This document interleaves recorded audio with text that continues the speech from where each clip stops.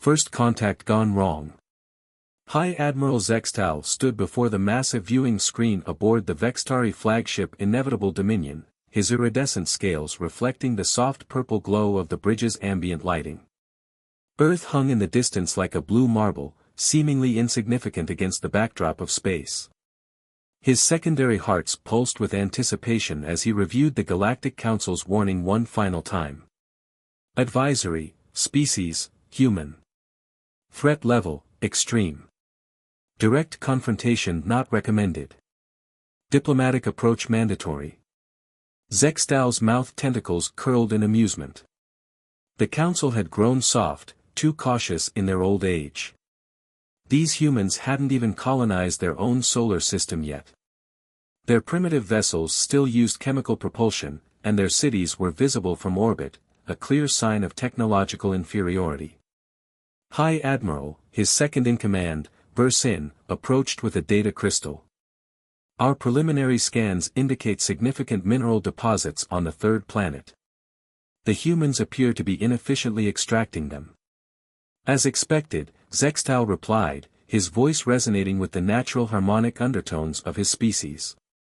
Prepare the standard subjugation protocol. These primitives will serve as adequate labor for our mining operations. Versin hesitated, her cranial ridges pulsing with concern. Sir, perhaps we should consider the Council's warning. Our intelligence suggests the humans have demonstrated unusual adaptability and... The Council sees threats in shadows, Zextal interrupted. Look at their greatest achievement.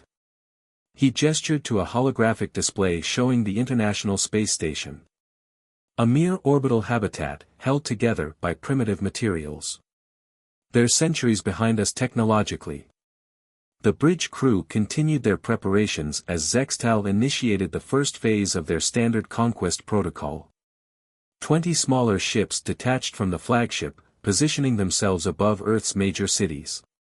It was a strategy that had worked on 17 other civilizations. A show of overwhelming force usually resulted in immediate surrender. Broadcasting on all frequencies, sir, the communications officer announced. Zextal stepped forward, his voice filled with practiced authority. People of Earth, this is High Admiral Zextal of the Vextari Empire. Your planet is now under our protection and control. Resist, and we will demonstrate our power. Submit, and you may serve the Empire with honor. The response came faster than expected. A single human voice, calm and measured, replied in perfect Vextari language, "This is General Sarah Chen of the Earth Defense Force. We received your transmission clearly. Please be advised that any hostile action against Earth will be met with immediate and proportional response. We suggest diplomatic discussions instead." Laughter rippled across the bridge. They had expected panic, perhaps primitive weapons fire, but not this calm defiance. More amusing still was that these humans thought they had a defense force worth naming. They speak our language, Versin observed, her tone cautious.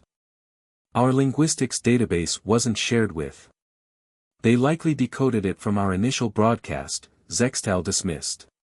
A simple feat, he turned to his weapons officer. Proceed with demonstration strike Alpha. Target their largest satellite arrays. Let's show them the futility of resistance. The order was given. 3 energy beams lanced out from the smaller ships, aimed at major communication satellites. What happened next would be studied in military academies across the galaxy for centuries to come. The beams passed through the satellites as if they weren't there. Holographic projections, all of them. Before the Vextari could process this development, their sensors screamed warnings. Hundreds of previously undetected weapons platforms emerged from stealth fields, surrounding the Vextari fleet in a complex three-dimensional grid. Impossible, Zextal whispered. Their scans had shown nothing of this scale. The humans had somehow masked an entire orbital defense network. General Chen's voice came through again, still calm but now carrying an edge of steel, as we said, proportional response. You have 30 seconds to power down your weapons or we will be forced to demonstrate our own capabilities. This is your only warning. Zextal's pride overwhelmed his judgment. You dare threaten the Vextari Empire? Our ships are centuries beyond. The humans didn't wait for him to finish. Every hidden platform activated simultaneously, creating a complex web of gravitational distortions. The Vextari ships found themselves trapped in localized fields that bent space itself, rendering their advanced drives useless. Cut power. Cut power to everything. Versin screamed, finally understanding the magnitude of their error. But it was too late. The humans' next move demonstrated why the Council had warned others to fear them. Instead of destroying the Vextari fleet, which they clearly could have done, they simply held them in place. A dozen small ships approached, using technology that shouldn't have existed on such a young world. They broadcasted on all frequencies, "Your ships are now contained. We will be boarding to discuss terms of your surrender. Be advised that any hostile action will result in immediate neutralization." As Zextal watched humans in advanced spacesuits efficiently dock with his vessels, he finally understood. The Council hadn't been warning others to fear human weapons or technology. They were warning them to fear human ingenuity, the ability to appear harmless while developing in secret, to show nothing while preparing for everything. The humans had done the impossible. They had hidden their true capabilities from an interstellar civilization, developed countermeasures to technologies they shouldn't have known existed, and executed a flawless defensive strategy against a superior force. And they had done it all while maintaining the appearance of a primitive species. As the first human soldiers boarded his flagship, Zextal realized that this defeat would reshape the galaxy's understanding of humanity. They weren't just another species to be conquered, they were a force that had carefully crafted their own image, waiting for someone arrogant enough to test their defenses. The High Admiral's final thought before surrendering was a bitter appreciation of the Council's warning: fear humans not for what they show you, but for what they hide. The hidden arsenal. Inside the underground command center of Earth Defense Forces Quantum Division, General Sarah Chen stood before a holographic display of the captured Vextari fleet.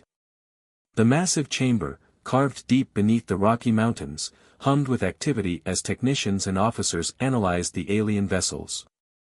"Status report," she commanded, her voice carrying across the command floor. Dr. Marcus Wong, Chief of Xenotechnology, stepped forward. His decades of work on reverse engineering alien tech had prepared humanity for this moment. "The gravitational containment field is stable, General. Their ships aren't going anywhere without our permission. And our guests? Cooperative, mostly. Though High Admiral Zextal seems to be having trouble processing how thoroughly we anticipated their arrival." The general allowed herself a small smile. The Vextari's arrogance had played perfectly into humanity's hands. While Earth had projected an image of primitive technology and division, they had been preparing for this moment for over 50 years. A junior officer approached with a secure tablet. "General, the first detailed scans of their propulsion systems are complete. They match our predictions from the Roswell artifacts almost exactly. This was the secret that had changed everything." The crashed scout ship in 1947 hadn't been an accident. It was a gift from a faction within the Galactic Council, one that believed humanity deserved a chance to prepare for what was coming. The command center's main screen activated, showing a secure feed from the interrogation chamber. High Admiral Zextal sat rigidly in his chair, his scales dulled from the stress of capture. Across from him sat Dr. Elena Santos, Earth's foremost xenodiplomat. "Let me understand this correctly," Zextal was saying, his translator struggling with his agitated tone. "You've had gravity manipulation technology for decades." "Impossible. Your public space program still uses chemical rockets." Dr. Santos leaned forward. "High Admiral, surely you understand the concept of strategic deception. Every launch, every primitive satellite, every public space station, they were all part of an elaborate shield, hiding our true capabilities. But the resources required, the coordination, were considerable, yes. But necessary. We knew someone would eventually ignore the Council's warnings. We needed to be ready. In the command center, General Chen turned to her staff. Begin Phase 2. Show them exactly what they've walked into. Across Earth's orbit, hundreds more platforms decloaked, revealing a defense grid that would have made any spacefaring civilization proud. But these weren't just weapons platforms, they were the visible tip of humanity's technological iceberg. Back in the interrogation room, Dr. Santos activated a holographic display. This, High Admiral, is what you actually face. The display showed Earth's full military capabilities, quantum-locked communication networks, dark energy weapons, temporal shields, and technologies the Vextari had never seen before. How? Zextal demanded. Even with the Council's warning, this level of advancement. You assumed the warning was about our potential for violence, Dr. Santos explained. It wasn't. The Council feared our capacity for innovation, our ability to take concepts and push them in directions no one else had considered. In orbit, the EDF began the systematic analysis of the Vextari vessels.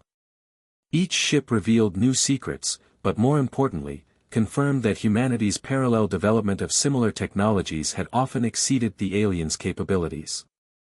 We didn't just copy the technology we found, Dr. Wong explained to his team as they examined the alien engines. We reimagined it. Where they saw limits, we saw possibilities. Their quantum drives operate on 3 dimensions of space-time manipulation. Ours work with 5. General Chen watched as more reports flooded in. The Vextari's weapons, while powerful, were predictable. Their shields operated on principles humanity had abandoned as inefficient years ago. Their AI systems were linear and inflexible. They developed their technology like climbing a ladder, she mused to her staff. One step at a time, building on what came before. We approached it like a web, exploring all possibilities simultaneously. In the detention center, Zextal received the final blow to his pride. Dr. Santos shared footage of Earth's first successful faster-than-light test, conducted in secret beneath the Antarctic ice 5 years earlier. The technology made the Vextari ships look like ancient relics. Your empire isn't the first to underestimate us, Dr. Santos said gently. But we hope it will be the last. Humanity doesn't seek conquest or domination. We seek understanding, growth, and peaceful cooperation. However, she added, her tone hardening slightly, we will not hesitate to defend ourselves. As the day progressed, more secrets were revealed. Earth's moon, seemingly barren, housed vast manufacturing complexes. Mars, apparently unexplored, contained fully operational research bases. Every sign of human technological backwardness had been carefully crafted. In the command center, General Chen received word that the Galactic Council had requested an emergency session. They'll want an explanation, her aide said. No, Chen replied, watching as human engineers began the process of improving the captured Vextari vessels. They'll want assurance. And we're ready to give it to them. Humanity has no desire for conquest. But we will never again hide our true capabilities. The hidden arsenal had served its purpose. Humanity had revealed itself not as a primitive civilization to be conquered, but as a force that had earned its place among the stars through patience, innovation, and strategic foresight. Counter-strike. The Galactic Council's emergency chamber had never been so crowded. Representatives from over 300 species packed the vast amphitheater, their attention fixed on the holographic display showing Earth's orbital defense network. General Chen stood at the podium, her presence commanding respect from even the oldest civilizations present. The Vextari incursion was halted without a single casualty, she explained, her voice echoing through the chamber. However, their actions cannot go unanswered. The Earth Defense Force has initiated Operation Starbreak. The display shifted, showing hundreds of human vessels emerging from hidden docks within Saturn's rings. Each ship incorporated technology that made the Vextari fleet look primitive by comparison. But it wasn't their advanced nature that caught the Council's attention, it was their design philosophy. "Notice," the Mersian representative whispered to his aide, "their ships aren't built for conquest. They're designed for interdiction and defense. Even now, they show restraint." The human fleet moved with precision that bordered on precognition. Using quantum entanglement drives, technology the Vextari had dismissed as theoretical, they appeared simultaneously at every major Vextari military installation across 3 sectors of space. In the council chamber, Admiral Regina Jackson took over the briefing. "We have no interest in destroying Vextari infrastructure or taking their worlds. Our goal is simple: systematic dismantling of their offensive capabilities." The operation unfolded like a carefully choreographed dance. Human ships deployed specialized quantum field generators that rendered Vextari weapons inert. Ground teams using advanced stealth technology infiltrated military bases, not to destroy them, but to reprogram their defense systems. "Observe," Chen continued, "how we're not just neutralizing their ability to wage war, we're showing them a better way to maintain peace." On the Vextari homeworld, their military leadership watched in stunned silence as their most advanced weapons were transformed into defensive shields. Their warships' weapon systems were converted into sophisticated sensor arrays. Every instrument of war was being repurposed for protection and scientific advancement. "This is your true failure," Dr. Santos explained to High Admiral Zextal as they watched the operation unfold. "You assumed that because we could fight, we would want to. Humanity's strength isn't in our weapons, it's in our ability to find alternatives to using them." The Galactic Council chamber erupted in discussion as the humans revealed their next move. Instead of occupying Vextari space, they began sharing technological innovations. Agricultural improvements. Medical advancements. Clean energy solutions. "We're not here to punish," General Chen declared. "We're here to elevate." The Vextari sought to conquer us because they saw us as primitive. We'll respond by helping them advance beyond the need for conquest. In orbit around the Vextari capital, human ships began broadcasting technical specifications for their defensive systems, freely sharing the very technology that had protected Earth. It was a move that shocked even the most experienced council members. "You're giving away military secrets," a Vextari minister asked in disbelief. "No," Admiral Jackson replied. "We're sharing defensive capabilities. There's a difference. We believe the strongest defense isn't secrecy, it's ensuring everyone has the ability to protect themselves without threatening others." The operation continued for weeks. Human teams worked alongside increasingly cooperative Vextari engineers, teaching them to repurpose their military technology for peaceful applications. Their planet-destroying weapons became terraforming tools. Their stealth technology was adapted for scientific observation. In the council chamber, the Arhan Elder, one of the oldest living beings in the galaxy, finally spoke. "In all my centuries, I've never seen a species respond to aggression with enlightenment.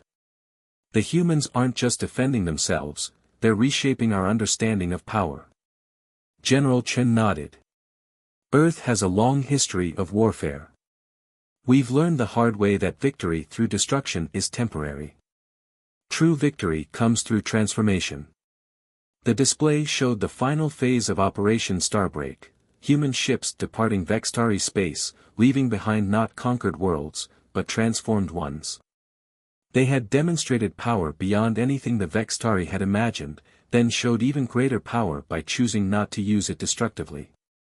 "Let this serve as both demonstration and invitation," Chen concluded. "Humanity stands ready to defend itself, but we prefer to share knowledge, to grow together. The stars have room for all of us, if we choose to advance together rather than conquer alone." As the council session ended, representatives from dozens of species approached the human delegation. They weren't seeking military alliances or protection, they wanted to learn. Humanity had shown them a new path: power through innovation, victory through elevation, and peace through shared progress. The Vextari had ignored warnings about humanity's potential for violence. What they discovered instead was something far more powerful: humanity's potential for transformation. The alliance shifts. In the gleaming spires of New Singapore's Galactic Embassy, representatives from 30 different species gathered for what would become known as the Convergence Summit. 6 months had passed since Operation Starbreak, and the ripples of humanity's actions had grown into waves of change across the galaxy. Ambassador Lyra Chen, daughter of General Chen, stood before the assembled delegates. The chamber's adaptive environment systems ensured each species could exist comfortably while maintaining direct visual contact, a human innovation that had quickly become the standard for interstellar diplomacy. The old alliances were built on fear and military might, Lyra addressed the gathering. We propose something different, an alliance built on shared knowledge and mutual growth. The Vextari representative, once their military commander but now their chief of scientific development, spoke next. His scales now shimmered with the iridescent patterns of their scholar caste. 6 months ago, we saw humanity as primitives to be conquered. Today, they've helped us achieve technological advances we hadn't thought possible. Our weapons facilities now produce medical equipment. Our warships explore stellar phenomena. In orbit above Earth, the transformation was equally dramatic.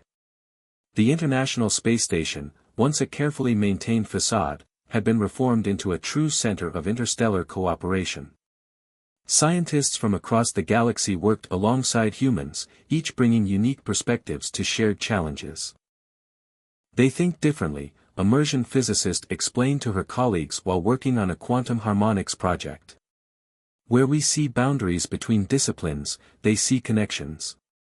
Their scientists are poets, their engineers are philosophers, their soldiers are peacekeepers. The Galactic Council, once a body focused primarily on preventing interspecies conflict, found itself evolving. Humanity's approach to problem-solving, collaborative, innovative, and multidisciplinary, began to influence how the galaxy's oldest institution operated. Watch how they approach challenges, the Arhan Elder observed during a council session. They don't just solve problems, they transform them into opportunities. The Vextari threat became a chance for galactic cooperation. Their military response became a teaching moment. In the Vextari home system, the changes were most profound. Their society, long built around military conquest, discovered new purposes. Their legendary strategic minds now tackled scientific challenges. Their fleet commanders became exploration leaders. Their war college transformed into the galaxy's premier institute for innovative problem-solving. We were wrong about them, former High Admiral Zextal admitted during a public address. We saw their patience as weakness, their restraint as primitive limitation. We failed to understand that they had learned something it took us a military defeat to grasp: true power lies not in the ability to destroy, but in the wisdom to transform. The alliance structure of the galaxy underwent a fundamental shift. The old power blocks, based on military capability and territorial control, gave way to new networks of cooperation. Species that had never worked together found common ground in human-initiated projects. In the quantum laboratories beneath Mars's surface, a breakthrough in dimensional physics emerged from collaboration between human theoretical physicists and Zextari defense specialists. The very technology that had once been developed for war now promised to revolutionize space travel. Humanity's greatest weapon, Dr. Santos observed during a diplomatic conference, was never their hidden arsenal. It was their ability to imagine and implement a different way of existing in the cosmos. The mercantile guilds, which had long profited from interstellar conflicts, found themselves adapting to new market realities. Trade routes once guarded by warships were now protected by shared defense systems. Technology exchange became more valuable than weapons sales. They've changed the fundamental calculations of power, a guild master acknowledged during a trade summit. Military might is no longer the primary currency of influence. Innovation and cooperation yield better returns than conquest. As the Convergence Summit concluded, Lyra Chen presented the gathered representatives with a proposal: the Stellar Cooperative, a new framework for galactic civilization. Its foundation wasn't military alliance or economic dependency, but shared commitment to advancement through cooperation. "We stand at a crossroads," she declared. "The old path of competition and conquest has shown its limitations. We offer a new direction, collaborative innovation, shared progress, and mutual defense through advancement rather than armament." The response was unprecedented. Species that had been enemies for millennia found themselves working together on human-initiated projects. The Vextari, once feared as conquerors, became leaders in promoting peaceful technological exchange. In Earth's orbital shipyards, vessels of a new type were under construction. They weren't warships or even traditional exploration vessels. They were mobile research and diplomatic platforms, designed to bring species together and facilitate cooperation across the galaxy. "The humans haven't just changed how we fight," the Arhan Elder reflected. "They've changed how we think about power itself. And in doing so, they've given us all a future we couldn't have imagined." Victory through unity. 10 years after the Vextari incident, the Galactic Corps hosted the first Interstellar Innovation Summit. The venue itself was a testament to humanity's influence, a massive space station constructed through the combined efforts of 50 species, incorporating technologies that hadn't existed a decade ago. Dr. Elena Santos, now Supreme Coordinator of the Stellar Cooperative, stood before a gathering that would have been impossible in the old order. Former enemies sat side by side, their differences forgotten in the pursuit of shared discovery. "A decade ago," she began, "we faced a choice between conflict and cooperation. Today, we celebrate not just what we chose, but what we've become." The station's central chamber displayed real-time data from across the galaxy. Where border conflicts had once dominated such displays, now they showed collaborative research projects, joint exploration missions, and breakthrough discoveries. The Vextari, once the galaxy's most feared military power, had undergone perhaps the most dramatic transformation. Their former High Admiral Zextal, now leading their science academy, approached the podium. "Our civilization spent millennia perfecting the art of conquest," he addressed the assembly. "In just 10 years, humans taught us the power of creation. Our greatest achievements are no longer measured in territories controlled, but in lives improved." The evidence was everywhere. The quantum communication network, born from human theoretical work and Vextari engineering, had connected the galaxy like never before. Disease, poverty, and resource scarcity, problems that had sparked countless conflicts, were being systematically addressed through collaborative efforts. "The humans didn't just change how we interact," the Arhan Elder observed during the summit. "They changed our definition of progress itself. Victory is no longer about defeating others, it's about advancing together." In Earth orbit, the transformation was equally profound. The primitive-seeming International Space Station that had once fooled the Vextari was now a historical museum. Around it, a vast complex of research facilities and diplomatic centers demonstrated humanity's true capabilities. General Chen, now retired but still influential, watched from her office as ships from across the galaxy moved through Earth's space lanes. "We never wanted to rule," she explained to a group of young diplomats. "We wanted to inspire. The strongest foundation for peace isn't fear of reprisal, it's the recognition that we achieve more together than alone." The summit's centerpiece was the unveiling of the Stellar Concordat, a new framework for galactic civilization that formalized what humanity had demonstrated. Power would be measured not in military might but in contribution to collective advancement. Defense would be collective, technology shared, and progress measured by the advancement of all. "Look at what we've achieved," Lyra Chen addressed the assembly. 10 years ago, the galaxy was divided by fear and suspicion. Today, we're united in purpose. Our ships don't patrol borders, they explore unknowns. Our greatest weapons aren't those that destroy, but those that create. The mercantile guilds, once skeptical of this new order, had discovered unprecedented prosperity in collaboration. Trade routes once guarded by warships now flowed freely, protected by shared interests rather than force. Humanity's greatest victory, the guild master acknowledged, wasn't in defeating the Vextari. It was in showing us all a better path forward. As the summit concluded, the station's displays showed the launch of the most ambitious project yet. The First Contact Initiative. Ships staffed by mixed crews from dozens of species, including reformed Vextari specialists, would venture beyond known space. Their mission wasn't conquest or even traditional exploration, but to find new civilizations and offer them partnership in the galactic community. "We remember the Council's original warning," Dr. Santos said in her closing remarks. "Fear humans." But what they should have said was, "Learn from humans." Fear divides us. Knowledge unites us. And unity, true unity, born of mutual respect and shared purpose, that is the greatest power in the universe. The gathering ended not with traditional ceremony but with the launch of 1,000 collaborative projects. Species that had once pointed weapons at each other now shared laboratories, ships, and dreams. The galaxy had learned humanity's most important lesson: true victory doesn't come through domination, but through elevation of all. In the end, the Vextari's greatest mistake hadn't been attacking Earth.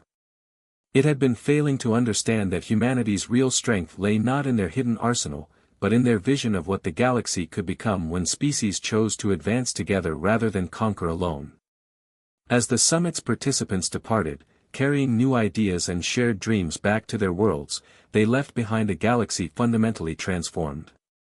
The humans had indeed proven to be a force to be feared, not for their capacity for destruction, but for their power to inspire change and unite former enemies in the pursuit of something greater than conquest, shared progress toward a future limited only by imagination and the willingness to work together.